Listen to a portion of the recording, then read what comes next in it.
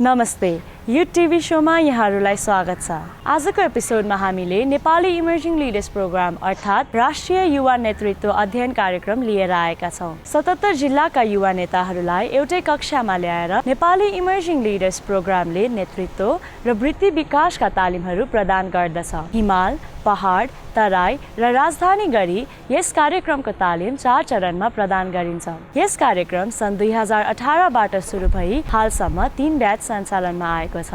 Nepali emerging leaders program Kathmandu स्थित leadership academy र America स्थित university of San Diego Kroc institute for peace and जस्टिसको संयुक्त आयोजनामा सञ्चालित 1 वर्षीय अध्ययन कार्यक्रम हो। यस टेलिभिजन कार्यक्रमलाई नेपाल स्थित स्विस राजदूतावासले सहयोग प्रदान गरेको छ। स्थापित व्यक्ति र नेतृत्वमा काम गरिरहेका व्यक्तित्वहरूले आउँदो पुस्तालाई अग्रणी स्थानमा पुग्नका लागि मार्गदर्शन गर्ने प्रचलन हामी कहाँ छैन। यस कार्यक्रममा उदयमान तथा सम्भावना बोकेका ग्रामीण भेगका युवा नेताहरूलाई विभिन्न क्षेत्रमा सफल तथा स्थापित व्यक्तित्वहरूले राष्ट्रको अग्रणी भूमिकामा पुग्न र असल नेता बन्न मार्गदर्शन गर्नुहुन्छ। आजको एपिसोडमा हामीले एनएलपी का मेन्टर ध्रुव बहादुर प्रधान, सर्लाही जिल्लाका युवा नेता मनिष मिश्रा, बझाङ जिल्लाकी युवा नेत्री चन्द्रा देवी जोशी र बैतडी जिल्लाका युवा नेता दीपक विष्टका बीच राष्ट्रिय सुरक्षा र युवा नेतृत्वको विषयमा भएको संवाद प्रस्तुत गर्दैछौँ।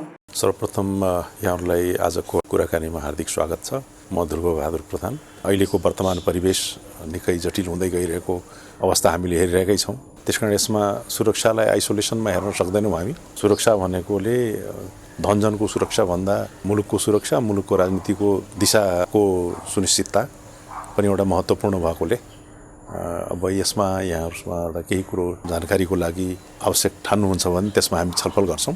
कुनै पनि फिल्डको बारेमा अरूले भन्दाखेरि र त्यही फिल्डमा भएका जुन खास गरेर उच्च ओहदाका व्यक्तिले भन्दाखेरि फरक पर्छ। किनकि हजुरलाई जति ज्ञान छ खास गरेर सेक्युरिटीको मामलामा, पुलिसिङको मामलामा, नेपाल गभर्मेन्टका सेक्युरिटीका सिस्टमहरूको बारेमा, ऐन कानुनको बारेमा हामीले त पढ्ने हो या अरूले भनेका कुराहरू हामी गर्ने हो। हामी पोलिटिकल लाइफमा यस्ता कुराहरू दिनु आइरहेको छ। अब मान्छेले भन्छ एकचोटि एसपी साहबले भनिदिनु पऱ्यो, डिएसपी साहबले भनिदिनु पऱ्यो, इन्सपेक्टर साहबले भनिदिनु पऱ्यो, डिआई साहबले भनिदिनु पऱ्यो, लगायतका ठाउँहरूमा जहाँ जहाँ हाम्रो पहुँच हुन्छ। किनकि तपाईँसँग राम्रो छ, चिनजान छ, एकचोटि भनिदिनु पऱ्यो विभिन्न कुरामा। किनकि जनताले त आफ्नो सुरक्षाको लागि आफ्नो पक्षमा भनौँ न एक किसिमको एडभोकेसी गर्ने मान्छे चाहिरहेको हुन्छन्। हामीले भन्न पनि दिन्छौँ। किनकि अब भोलि त्यहाँ अब मानौँ एसपी साहबले भनेन भने उसले गएर भन्छ कि तपाईँले एसपी साहबले भनिदिनु भएन। र एसपी साहबले धेरै कुराहरू राम्रो पनि लाग्छ, होइन ठिक छ राम्रो भन्नुभयो, धेरै कुरा खराब पनि लाग्छ। अलिकति काममा पनि नेताहरूले फोन गरिदिइहाल्ने कि हुन्छ नि, एउटा सानसानो काममा पनि तपाईँले फोन गरिदिनुहुन्छ। हाम्रो बार्ता के हुन्छ भने हामी फोन गरेन भने जुन हाम्रो भोटर हुन्छ या जुन हाम्रो जनता हुन्छ उसले हामीलाई कराउने, या तपाईँले यत्रो भनेको कुरा तपाईँले फोनै गरिदिनु भएन। गाह्रो के भइदिन्छ भने जुन जोसँग हाम्रो राम्रो सम्बन्ध हुन्छ उहाँले टर्चर बुझिदिने क्या यो कुरालाई। तपाईँले खालि संसारमा पनि फोन गरिदिनुहुन्छ।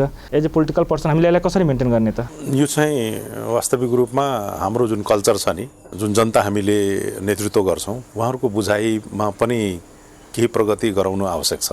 किनभनेदेखि यो कुरो भनेर मात्रै गरियो भनेदेखि एउटाको न्याय हुँदाखेरि अर्कोमाथि अन्याय हुनसक्छ भन्ने कुरा एउटा।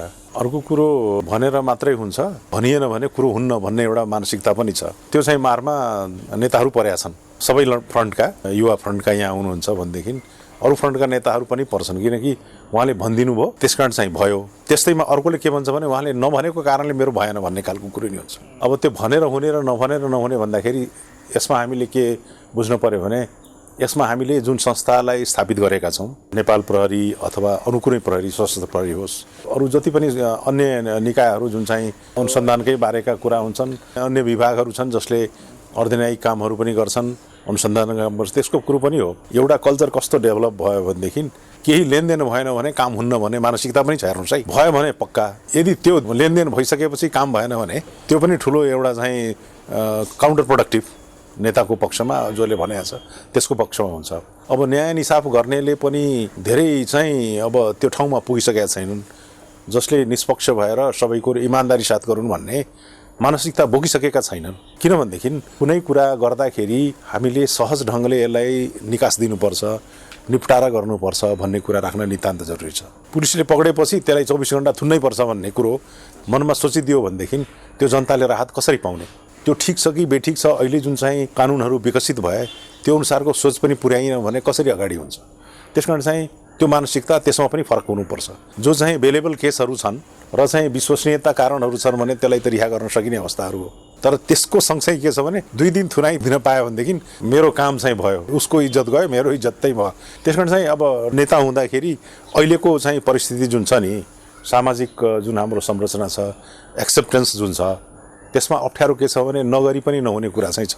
अब यहाँ सबै तीनैजना पार्टीगत रूपमा संलग्न हुनुभएको कारणले त्यो भन्न आवश्यक पनि छ। कहिले भनिदिँदाखेरि अब त्यसलाई कुन ढङ्गले एक्सेप्ट गरिन्छ भन्दाखेरि को गभर्मेन्टमा छ, को अपोजिसनमा छ, कसको पहुँच पुग्दैन भन्ने हिसाबले त्यही आधारले जुन चाहिँ अनुसन्धानकर्ता जति पनि छन् इन्भल्भ सबै संस्थाहरू त्यो ढङ्गले हेऱ्यो भने हामीले न्याय निसाफ दिन सक्ने अवस्थाहरू पनि हुँदैनन्। र कतिपय अवस्थाहरूमा धेरै ज्ञानको कमी कसमा हुन्छ भने विभिन्न तहमा, एउटा त जनताकै तहमा भयो बेसिकली, त्यसपछि चाहिँ हामी जुन चाहिँ नेतृत्व तहमा विकसित भइरहेछौँ। मैले एउटाको लागि भनिदिँदाखेरि अर्को चाहिँ अन्यायमा पर्छ भन्ने कुरोको पनि भयो। र स्वयं जसले कार्यान्वयन पक्षमा हुन्छ उसले पनि यो कुरो ठिक बेठिक भनेर म राहत दिने हिसाबमा हेर्छु भन्ने कुरो, यो न्याय निसाफ गरिदिने पक्षमा भइसकेपछि त उसले सबै कुरो समयमा गरिदिएपछि निर्णय गर्ने कुरो अदालतको हुन्छ, उसलाई चार्जसिट सहित पेश गरिन्छ, त्यसपछि नि न्याय निसाफ हुन्छ भन्ने कुरो एउटा सोच्दियो भने राम्रो हुन्छ। अर्को कुरो दुःखै दिनको लागि अनुसन्धान गरिनु हुँदैन। यो मानसिकता चाहिँ सबै अनुसन्धानकर्ताहरूले बुझ्नुपर्छ। आज भर्खर पेपरमा पनि हामीले हेऱ्यौँ होइन, त्यो अघि हामी पढ्दै थियौँ तीनजना पेपरमा, त्यो भागीरथी भट्टको हत्यारा भनौँ न भेट्यो भनेर। भागीरथी भट्टको हत्यारालाई खोज्नको लागि पनि हामीले आन्दोलन गर्नु पर्यो, मुद्दालाई हाइलाइट गर्नु पर्यो, दिनु फेस मिडियाबाट लेख्नु पर्यो। तर त्यस्ता धेरै महिलाहरू छन् या भनौँ न चेलीबेटीहरू छन् जो अहिले पनि गुमनाम अवस्थामा छ, हत्या भएको छ, बलात्कार भएको छ, तर उसको मुद्दा उठाइदिने मान्छे नभएर खोजी भइरहेको छैन। एउटा मान्छेलाई हत्या गरिन्छ, बलात्कार गरिन्छ र त्यसको खोजी गर्नलाई पनि आन्दोलनै गर्नुपर्ने, कुरै उठाउनु पर्ने, यो हामी कहाँ कुन कस्तो न्यायमा छौँ? होइन, यो कुरो ठिकै हो। हामी भनेको पोलिटिकल पार्टीहरू भइसकेपछि अन्यायको लागि कुरा त उठाउनै पर्छ। हेर्नुहोस्, अन्यायको लागि यो भनसुनले कुरो होइन, पोलिटिकली उठाउनु पर्ने कुरा हो। सर्टेन इस्यु जुन हुन्छ, जस्तै भागीरथ भट्टको कुरो आएपछि त्यो इस्यु भयो, त्यो इस्युलाई उठाएर अब सम्बन्धित निकायले अनुसन्धान गरिरहेकै होला। वर्तमान सम्बन्ध पक्रेर थुनेन भन्ने कुरो नै पहिले आउँछ। निर्मला पन्त पहिले समातेर थुन्यो, अहिलेको अवस्थामा पहिले समातेन, अनुसन्धान गरेर थुन्यो, फरक। तर के भनेदेखि अन्यायको लागि पोलिटिकल पार्टीले आवाज उठाएन भने पनि हुन्न। हेर्नुहोस्, त्यो उठाउनु पर्छ। त्यसो गर्दाखेरि यी सबैको लागि एउटा समाधानको राम्रो उपाय चाहिँ अब एउटा कुरो हुन्छ जसमा हामीले सङ्घर्ष गर्नुपर्ने अवस्था छ, सचेत गराउनु पर्ने अवस्था छ। तर अन्यायको लागि जुन चाहिँ यो अहिले धेरै इस्युजहरू अगाडि आए, रेप केसका घटना अत्यन्त धेरै आए, त्यो कुरामा पोलिटिकल पार्टीले इस्यु उठाएर मात्रै, पीडित पक्षको कुरो उठाएर मात्रै भन्दाखेरि सामाजिक क्षेत्रमा काम गरिरहेको उहाँहरूको अब यो किन भइरहेछ, कसरी भएको, त्यो अध्ययनको कुराहरू पनि एउटा आवश्यक पनि हुन्छ। किनकि निरन्तर रूपमा समाजमा जुन परिवर्तनहरू भइरहेछ त्यो परिवर्तनको कुरोलाई पनि कसरी कोपअप गर्ने, त्यसलाई चाहिँ कसरी समाधान गर्ने भन्ने खालको कुरो तिनको दायित्व पनि हुन्छ जस्तो लाग्छ मलाई। आपराधिक घटनाहरू जति घटिरहेछन्, अब यो घटनाहरू भइसकेपछि मात्रै कारबाही गर्ने भन्दा पनि जस्तै समाजमा अहिले धेरै खालका घटनाहरू छन्, महिला मात्रै होइन, अब पुरुषहरू, हरेक कुराहरू जुन आपराधिक घटनाहरू घटिरहेछन्, यी घटनाहरूलाई न्यूनीकरण गर्नका लागि अरू के गर्नु पर्ला? यो घटना चाहिँ आपराधिक घटना समाज भएपछि त्यहाँ सामाजिक तत्त्वहरू हुन्छन्। आपराधिक घटना चाहिँ जुन चाहिँ पेरिमिटर बनाइए हुन्छ नि, कानुनको दायरा यति भनेर, त्यो दायराले जहिले पनि नाग्ने प्रयासहरू भइरहेकै हुन्छन्। त्यसले गर्दाखेरि अपराधहरू हुन्छन्, घटनाहरू घट्छन्। त्यसलाई न्यूनीकरण गर्नको लागि बलियो चाहिँ कानुन व्यवस्था र त्यसलाई पालन गराउने संयन्त्र सक्षम छ भन्ने भएपछि त्यो कुरो हुँदैन। बलियो अनुसन्धान र अनुसन्धान भएपछि कानुनले तोके बमोजिमको सजाय छ, त्यो दिने चाहिँ परिपाटी अलिकति सक्षमताका साथ प्रम्प्टली भयो भने हुन्छ। अब त्यसमा चाहिँ अहिले हामीले प्रतिक्रियाका कुरा मात्रै गऱ्यौँ, अपराध भएपछि अनुसन्धानको कुरो गऱ्यौँ। तर त्यसदेखि अगाडि के हुन्छ भने प्रोएक्टिभ पुलिसिङ भन्ने हुन्छ। प्रोएक्टिभ भनेपछि अपराध हुन नदिनलाई, सम्भावनालाई पहिले नै मूल्याङ्कन गरेर, अनुसन्धान गरेर, पत्ता लगाएर अब यो नगर्ने, न्यूनीकरण गर्नेलाई, त्यो पार्ट चाहिँ अहिले नेपालमा कमी छ। अहिले त यो कुराहरू अब विभिन्न ढङ्गले देखेकै छ। जस्तै बेरोजगारी एउटा समस्या, बेरोजगारीहरू अब उसको चाहिँ अभाव जे हुन्छ मान्छेहरूलाई, अनि उसले चाहिँ काम नपाइसकेपछि उसलाई चाहिँ उसले गलत बाटो अपनाउँदो रहेछ। धेरै कुराहरू हामीले गऱ्यौँ। अनि अब यो खुला सिमाना छ हाम्रो चारैतिर। अब यी घटनाहरू सामूहिक रूपले अब त्यो पनि भएको देखियो होइन। अब समाजमा पनि राजनीतिक रूपमा पनि त्यत्तिकै समाजलाई चाहिँ सधैँ आतंकित तुल्याइरहने अब यो वा त्यो ढङ्गले यो सबै न्यूनीकरणका लागि अब मेन भनेको त अब अहिले थाई सरकार भनेको त अहिले पुलिस प्रशासन जो हुनुहुन्छ कर्मचारीहरूबाटै यो हुनुपर्ने। खास गरी एउटा बिरामी भर्ना गर्नु पर्यो भने डाक्टरलाई फोन गरिदिनु पर्ने। अनि अब कहीँ नागरिकता बनाउनु पर्यो भने एउटा सिडिओलाई फोन गर्नुपर्ने। कानुनी राज्यमा त सबै कुराहरू आफै हुनुपर्ने, भनसुन नगरिकन हुनुपर्ने हो नि त। अब ती निकायहरू पनि त्यति जिम्मेवार नभएको हो कि मान्छेहरूलाई के भयो भने व्यवस्था नै ठिक होइन कि भन्ने जस्तो हो कि। अब यो व्यवस्था नबुझेको हो कि कार्यान्वयन तहमा यो राम्रोसँग नगएको हो कि यसलाई चाहिँ अलिकति सम्बन्धित निकायहरूले पनि राम्रोसँग हेरिदियो भने यी घटनाहरू दोहोरिँदैन थिए। पहिलेको अवस्था सोच्दाखेरि त्यतिखेरको जुन संस्कार थियो नि त्यो संस्कार महत्त्वपूर्ण कुरा थियो। त्यसमा हामीले कसैसँग डर मान्थ्यौँ, कोसँग भनेदेखि कोही नभयो भने भगवान्सँग डर मान्थ्यौँ कि हामीले। ओहो हामीलाई त पाप लाग्छ, धर्म र पापको कुरो गर्थ्यौँ। अहिले अपराध र सजायको कुरो गर्छौँ, त्यसमा धर्म अधर्मको कुरो गर्थ्यौँ। त्यो संस्कार चाहिँ अलिकति कमी भएको कारणले अहिले के भयो भनेदेखि मेरो आफ्नो सोच के छ भनेदेखि ती कुरा भएको कारणले गर्दाखेरि अब संस्कारको हिसाबमा जुन चाहिँ हाम्रो कल्चर थियो, नेपाली चाहिँ सनातनी कल्चर जुन थियो त्यो कल्चर चाहिँ राम्रो हो भन्ने कुरो हर तरहले प्रमाणित भए। म त भन्छु अहिले कोभिडको बेलामा पनि त्यो प्रमाणित भएको छ। पहिलो कुरो त यो मेरो विचारले कल्चर नै हो। त्यो कल्चर जुन चाहिँ यहाँ त पार्लियामेन्टरी पनि हुनुभयो र संविधानै बनाउनेमा सक्रिय रहनुभयो, त्यो कुरो त्यो कल्चरलाई रिफ्लेक्ट चाहिँ संविधानले गर्न सकेन। सरकारले भनेपछि कसरी गरोस् त्यो सरकार कहाँबाट भने त्यही जुन सोसाइटीबाट आएर बनाएको छ त्यसको जहिले पनि उसको स्वार्थ रहिरहेकै छ। त्यसले गर्दाखेरि त्यो उसले चाहिँ आम चाहिँ नेपाललाई आफ्नो चाहिँ उसमा राखेर हेरिराख्न सकिरहेको छैन। त्यो हेर्न सक्यो भनेदेखि अनि चाहिँ नेपाली जनताले यहाँ यो यसरी भएको छ, यसलाई यसरी गर्नुभएको छ। सरकारमा जानेहरू आफ्नो पार्टीदेखि टाढा जानै सकेका छैनन्। अहिले प्रधानमन्त्री कुन पार्टीको भने फलानु पार्टी भने उनले आफ्नै पार्टीको कार्यक्रममा जान्छन्, बढी कुनै अरूमा जान्छन्, अरू पार्टीको कार्यक्रममा जाने कुरो पनि भएन। पार्टीगत रूपमा सरकार प्रमुखहरूलाई इन्भल्भ भएपछि देशले अवलम्बन गरेको जुन चाहिँ शासन पद्धति छ त्यो पद्धति त फेलियर भयो नि। त्यसलाई कसरी हामी रोक्ने भन्ने मात्रै कुरो, यी सबैसँग जोडिएका कुराहरू त्यही भए। लागु औषधमा अलिकति पहिलाभन्दा अहिले धेरै नै त्यतातिर प्रेरित भइरहेको देखिन्छ। त्यो सँगसँगै साइबर क्राइमहरू पनि बढ्दो क्रममा देखिन्छ। सेक्युरिटी पोलिसी, सेक्युरिटी स्ट्राटेजीमा चाहिँ साइबर क्राइमहरूलाई न्यूनीकरण गर्ने।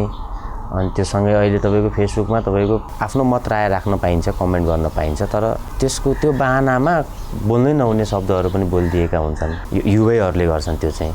त्यसलाई पनि हामीले अलिकति नयाँ स्ट्राटेजी बनाएर त्यसलाई न्यूनीकरण गर्न सक्दा नयाँ युवाहरूलाई चाहिँ अलिक राहत हुन्थ्यो कि। समयअनुसार चाहिँ अब जुन अपराधको वृद्धि भयो नि, ड्रग्सकै कुरा गर्नुभयो, साइबर क्राइमकै कुरा गर्नुभयो, केही काम पाएनन् भन्ने कुरा गर्नुभयो नि, के काम नपाएपछि के गर्ने, त्यसको लागि बेग्लै योजना सरकारले ल्याउनु पर्ने। त्यो खानै नपाएको कारणले अपराधै गरेको छैन त्यो पनि हामी हेरौँ, किनकि उसमा पनि त्यति चाहिँ एउटा संस्कार विकसित छ कि काम गरेर खानुपर्छ भन्ने भएकोले त्यसले नै मात्रै गर्दैन। कसले गर्ने भयो भनेदेखि ड्रग्समा इन्भल्भ भएका जति पनि छन् अब फ्यामिलीको कारणले पनि हुन्छ। ब्रोकन फ्यामिलिजहरू जुन हुन्छन् प्रपर केयर पाउँदैनन्, फेरि पनि आएर संस्कारमै आयो कुरो, प्रपर हेर्दैनन्, केटीले नहेरेर राम्रो बाटो नदेखाइदिएपछि गलत बाटोबाट जान्छन्। र सबभन्दा कुरो के भनेदेखि छिट्टै सफलता हासिल गरिन्छ र छिट्टै पैसा कमाइन्छ भन्ने कुरो सोच हुने बित्तिकै त्यहाँ अपराध सृजना हुन्छ। अहिलेको बेलामा सबभन्दा सजिलो चाहिँ यही ड्रगलाई ठानिया छ, स्मग्लिङलाई ठानिया छ, अन्य जति अपराधहरू भ्रष्टाचार भन्ने कुरो भनिया छन् नि, सबै कुरो चाहिँ सजिलै पैसा पाइन्छ भन्ने खालको सोचिया छ। त्यहाँनिर क्राइम चाहिँ हुन्छ, त्यहाँ अपराधको प्रारम्भ थलो नै त्यही हुन आउँछ। त्यसले गर्दाखेरि अब त्यो कुरो भयो। अब त्यसलाई नियन्त्रण गर्नको लागि त ठुलो योजना चाहिने हुन्छ। ठुलो योजना के चाहियो भने सरकार एउटा गठन गरिदिएको छु, अफिस खोलिदिएछु भनेर त्यो पर्याप्तता त्यो होइन। नैतिक शिक्षा जस्तो विषयहरू लागु हुन्थ्यो। अहिले चाहिँ मान्छेलाई इङ्ग्लिस मात्रै पढाइ भएपछि छोराछोरीलाई इङ्ग्लिस सिकाएपछि पुग्यो भन्ने छ कि इङ्ग्लिसमा अनि के सिकाउने, इङ्ग्लिसबाट भयो भने के सिकाउने भन्ने कुरो भएन। इङ्ग्लिसमा पनि नैतिक मान्नु त कुरो छन्, इङ्ग्लिस सिकेर पनि नैतिकता त हुन्छ, त्यो माध्यम भयो, त्यो कुरो हुन्छ। त्यो नैतिक शिक्षाकै कुरो गर्दाखेरि यी सब कुराहरू घट्दै गयो कि त्यो संस्कारीहरू घट्दै गयो। त्यो घट्दै गएको काम गर्दाखेरि यसलाई फेरि पुनर्ताजगी गर्नुपर्छ कि रिफ्रेस गरेर फेरि अर्को ल्याउनुपर्छ कि। अब साइबर क्राइम यो चाहिँ अब के हो भनेदेखि यो पनि सजिलो पैसा कमाउने उपाय नै भयो र चाहिँ यसमा जुन किसिमको अलिकति शब्दहरू प्रयोग गर्ने त्यो त राज्यले निर्धारण गर्ने कुरा हो। अनि मोनिटर गर्ने कुरा त गरिरहेकै छ। निर्धारण गर्ने कुरा कसो भयो भनेदेखि कुन चाहिँ घटना यो चाहिँ अपराध हो यो होइन भन्नेको जुन ल्याटिट्युड छोडेको हुन्छ त्यसभित्र गर्ने कुराहरू हुन्छन् र अहिले बन्द गर्ने प्रविधिहरू पनि छन् र यो प्रगति गमन भएको कारणले गर्दा प्रगति क्रमिक रूपमा भइरहेको कारणले गर्दा अहिलेसम्म गर्यो अपराधीहरू त एक कदम अगाडि हुन्छ भनिन्छ नि, अपराध गर्नेहरू अझै एक कदम अगाडि हुन्छन्। उसले अलि थप प्रविधिहरू ल्याएर चाहिँ त्यसलाई कसरी कोडहरू ब्रेक गर्ने र एन्टर गर्ने र अब यो त सामान्य हामीले सामाजिक अपराधकै कुरो मात्रै गरिबस्यौँ। देशको नेसनल सिक्युरिटीका जति पनि डकुमेन्टेसनहरू हुन्छन् त्यो र स्ट्रेटेजीहरूलाई लिने सम्मको पेनिट्रेसन हुन्छन्। अब हामी नेपालीहरू त अझ डराएको छैनौँ र ठुल्ठुलो देशमा पेनिट्रेसन भनेपछि अमेरिकामा रसियाले गर्यो चाइनाले गर्यो भन्ने खालको कुरो त हामी सुनिरहेछौँ नि। त्यत्रो ठाउँहरूमा त्यत्रो प्रिभेन्टिभ कुराहरू अवलम्बन गरेको ठाउँमा कतै कतैबाट छिर्न पाइन्छ कि भन्ने प्रयासहरू पाइन्छ। त्यसमा ठिकै हो। अब यो कुरोहरूको लागि चाहिँ समाजमा जुन किसिमको सजिलो बनाइदिएको छ नि यो अहिलेको जुन चाहिँ आइटीले धेरै कुरो सजिलो पनि भएको छ नि, मान्छे नभएको बेलामा गर्न नसक्ने बेलामा सबै कुरो गर्न सकेका छौँ। तर अपराधिक क्रियाकलाप जुन भइरहेछन् मैले फेरि पनि भने यी सबै गर्नको लागि समयमै अनुसन्धान राम्रो भएर इफेक्टिभ भएर त्यसलाई अदालत समक्ष उभ्याउन सक्यो भनेदेखि विश्वसनीयता बढ्छ।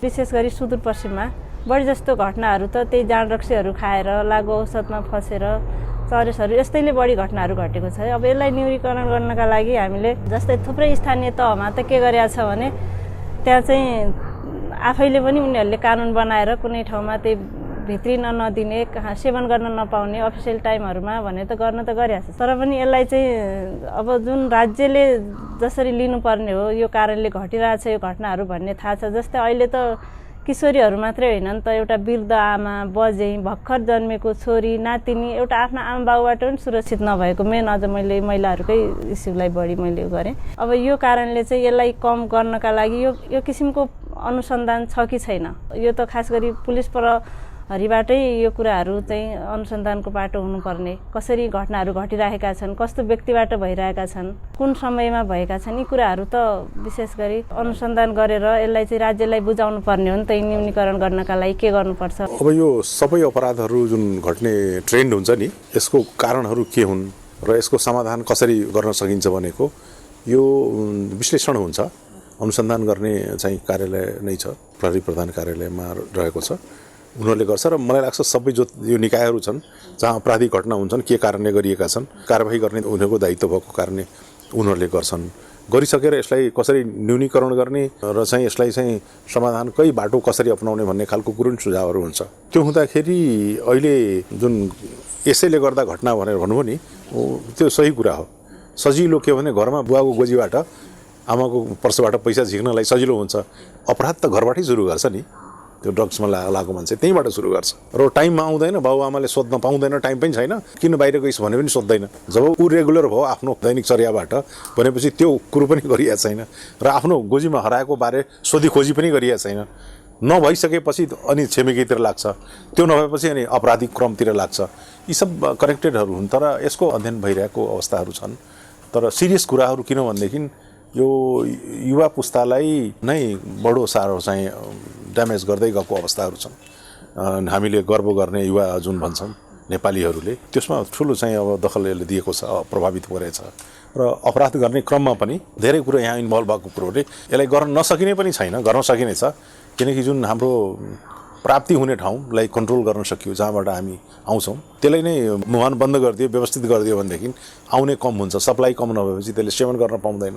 केही दिनसम्म त्यो अर्कै फेजमा हुन्छन्, फेरि निको हुन सक्ने अवस्थाहरू हुन्छन्। त्यसपछिका कुरा न अपराध घट्यो त्यसपछि कारबाही गर्ने कुरा भनेदेखि सेवनै गरेन भनेदेखि त थुप्रै अपराधहरू चाहिँ बच्छ नि, होइन?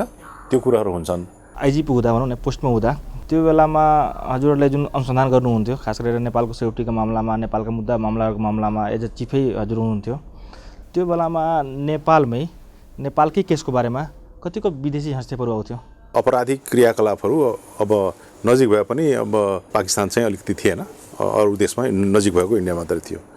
यसमा के भने आपराधिक सूचनाहरू चाहिँ हामी आदान प्रदान इन्टरपोलदेखि बाहेक पनि गर्थ्यौँ। विशेष गरिकन टेररिजमको बारेमा एन्टी टेररिजम नियन्त्रण चाहिँ कसरी गर्ने, कसरी यसलाई आइडेन्टिफाई गर्ने, जस्तै ठुल्ठुलो चाहिँ घटनाक्रमहरू हुने बेलामा जस्तै त्यतिखेर जापानिज रेड आर्मीको कुरा आउँथ्यो होइन अनि यो बिन लादेनकै इस्युजहरूको कुराहरू हुन्थ्यो विशेष गरी ठुलो लार्ज स्केलको ड्रगहरू स्मगल हुने कुराहरू हुन्थ्यो तर इन्टरभेन गर्ने क्रममा अब केही कुरो हुन्छन् जुन कुरो अहिले एकाध घटना छन् जुन चाहिँ म पछि कहिले उल्लेख गरौँला तर सामान्यतया इन्टरभेन भन्दा सपोर्टै हुन्थ्यो त्यहाँबाट खबर आएपछि यहाँ हामीले चाहिँ त्यो खबर हामीले पास अन गरिदिन्थ्यौँ यहाँबाट गएको सामान केही रहेछ लागु औषधै रहेछ भने फलानु मुलुकमा गइरहेछ यो फ्लाइटमा यो यसरी यसरी गइरहेछ भनेपछि उसले त्यहाँ गएर सिज गर्थ्यो त्यो रिलेसन एउटा राम्रो रिलेसन बनाएको थियौँ हामीले नेपालीहरू पनि अलिकतिजना काम गरेर अपराधिक घटना गरेर यहाँ आउने चलन छ नेपालीहरू आइसकेपछि अब हाम्रो इन्फर्मेसनको आधारमा पक्राउ गरे पनि अब नेपाली जनतालाई चाहिँ नेपाली नागरिकलाई